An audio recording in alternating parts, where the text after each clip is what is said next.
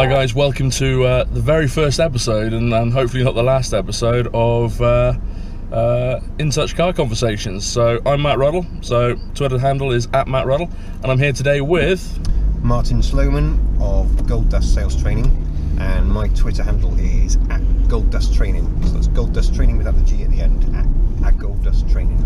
There you go. So what is it that you actually do, Martyn? Talk me through it. Okay, so my business is that I help people to become more effective at sales. Quite a lot recently is to actually do what we're doing right now and spend time out on the road with field sales people, helping them to get more productive and more effective at prospecting, and also during their meetings themselves. And then, so what do you think, as a field salesperson then, what do you think are the kind of top 3 challenges that somebody has when they are actually out and about, kind of almost living out their car, just going from meeting to meeting? What are the 3 challenges that people have when it comes to actually generating some business? Okay, so the first thing is that there's a risk that you're active, you're out for the day, but you may not be thinking about every individual opportunity. So recently I was out with someone, and the first question I asked as we pulled up to their appointment was, what do you want to get out of the meeting, and what will the customer want to get out of the meeting? And that's where some real thought had to happen, because there were some unclear objectives. So we had to then kind of agree what would be some small outcomes that would be good, and then also what would be the ultimate outcome. So you're saying that he had actually thought about the outcome of the meeting and was just going to rock up and basically chat? Yeah, absolutely. So I was going to, I think, ask questions conversationally based on however the situation went, as opposed to perhaps thinking of some key questions that they'd want to understand about the prospect's situation. Because that's always one of the most dangerous things, isn't it? That actually, if you go to do something but you don't do it with purpose, I mean, we find it the same with email marketing or even marketing automation, is that if you don't actually have an end goal in mind, how are you going to get people to where you want them if you don't even know what you want out of it in the end? So what did you actually do with him then? So you set that goal. I mean, what was his goal?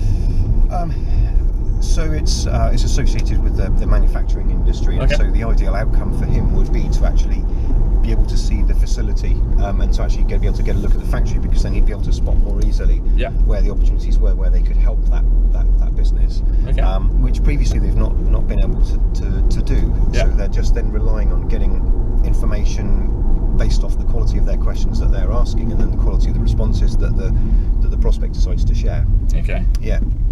Okay, so you're also Mr. Networking as well, so you also get around a bit. I mean that in the nicest possible way. So, I mean, that's how we know each other, is through networking and through the different conversations we have. But again, going back along the theme of your top 3 tips for things, if I had never done networking before and I was just gonna come on to a meeting, what are your top 3 bits of advice for me as an absolute newbie when it comes to networking? Just what were your 3 tips, mate? Okay. So the first one is to get rid of any kinds of concerns that you've got, and so I would be looking for ways to do that. So I'd be going online, I'd be looking at for information, maybe videos that people have done. I mean, we know people like Steph Thomas. Shameless plug. Let's give him a plug. Steph, I want some money for that. Steph and Thomas. We know each other through 4 networking, and there are other fantastic networks available too. So there's a whole resource on 4networking.biz. Because not every network will work for the same business, will it? No, absolutely. There are loads out there. I know we talk to each other through 4 networking. I know a lot of people through 4N. But there's also BNI. There's Bob, isn't it? Breakfast, business over breakfast. There's FSB events and so forth. So absolutely. I think the other thing as well is to smile and to be happy. You've got to be, if you're going to turn up to something like that, people's perception of you, is everything. And ultimately, the best piece of advice that I can give is, go in there in a positive frame of mind.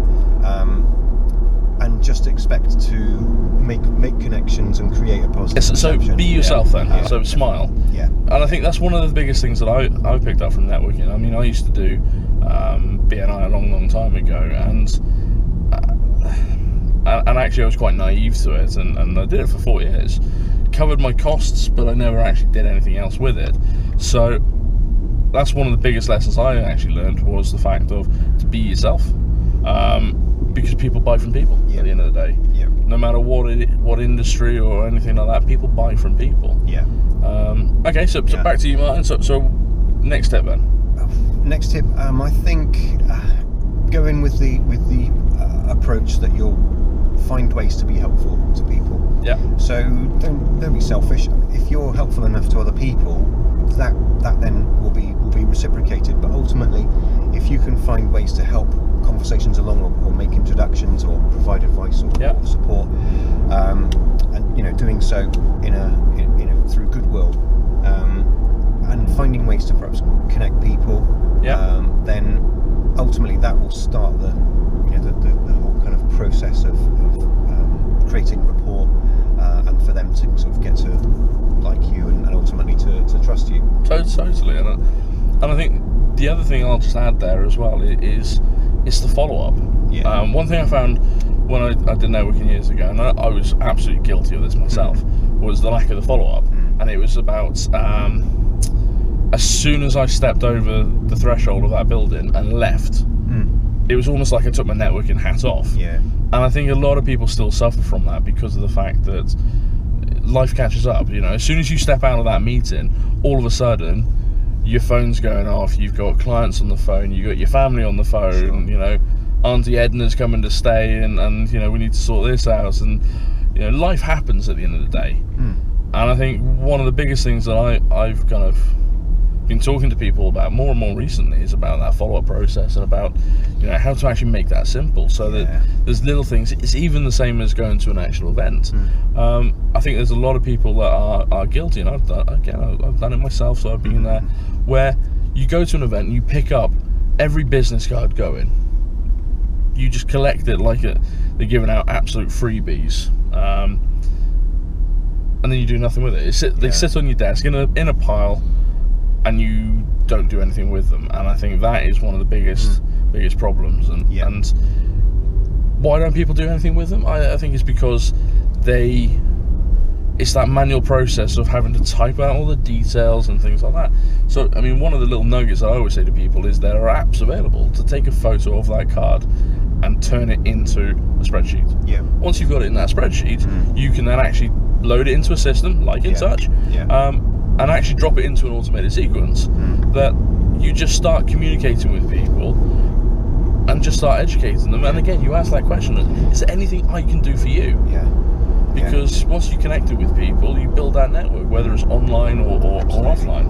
It's really, really easy to lose track of those conversations as well, like you say, because you get distracted. And then by recording it, putting a process in place, it's amazing how much, when you look back over it, it's a mental jog, isn't it? It's a reminder, and you think, oh yes, I did promise to do that. Oh yeah, I have got to call them. Oh my goodness, I'm glad I noticed that. I've actually got to make that call this afternoon.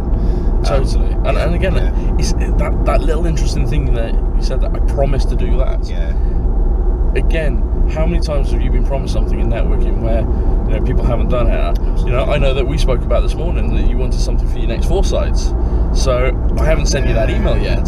So it's on my list to do, and it's actually one of the next things that I'm going to do, not just because you sat in the car with me, but again, it's making sure that follow-up, if you say you're going to do something, to do it, because again, that goes to credibility, to people actually liking you and trusting you, and that's where the business is done then. It's by people getting to know you, and trusting you. It's the same. There's a whole parallel as well within sales. I mean, you asked me at the beginning what are my top 3 tips. The first one was about the bit of preparation, a bit of expecting what the best outcome is for the customer, the prospect, but also for you, and working towards those, and you'll create more of those opportunities. The second thing, though, is actually what you've just been talking about, which is follow-up. And so there's that thing of, it's easy to go from, if you're busy, if you're on the road and you're going from one meeting to another, maybe you've got a very tight time scale to work towards. It's it's easy to then let some of that drop off whilst you then move on to the next thing. Totally. And so, you know, agreeing the next step, agreeing the next action with the prospect or with the client at that point, and making sure that is something that's tangible. Yeah. So how did you actually get into this? So you know, was it always Martyn Sloman, you know, Golddust sales training? What was your actual experience, or why should people come to you rather than I don't know. I don't know any other sales trainers, because you're the only one I know of. Fantastic. So thanks, Matthew. That's very no shameless plug there. What's the website again? www.golddusttraining.co.uk. There you go. Initially, what has it always been this? No, it hasn't. So my background has been 24 years now in sales. Then went into sales management, becoming a freelance trainer. Yeah. Because I love the sales, but also the personal development element of things. Want to do more of the stuff I loved, and so did what I'm doing now, but a lot more different sort of courses and things, from presentation skills, team leadership, through to assertiveness. But then 4 years ago started up Golddust Training, because ultimately when I first fell into sales when I was 22, and I started reading sales development books and listening to and watching professional sales speakers, that's ultimately what I wanted to do. And so that's the goal, is you want to be standing up on the stage, geeing people up, Tony Robbins style type. And to be doing it, you know, not just from the perspective of motivating people, but to actually give them sound, practical sales tools. advice, that they can actually use and that will actually bring. So you're also writing a book, aren't you? So kind of, what drove you to write a book?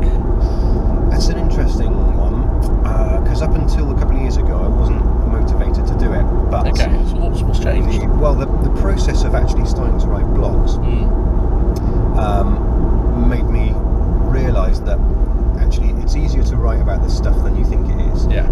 All you have to do is think about the kinds of challenges that you help people with. So they're typical problems, concerns, questions that they typically ask, the things that are going on, the everyday conversations that you have.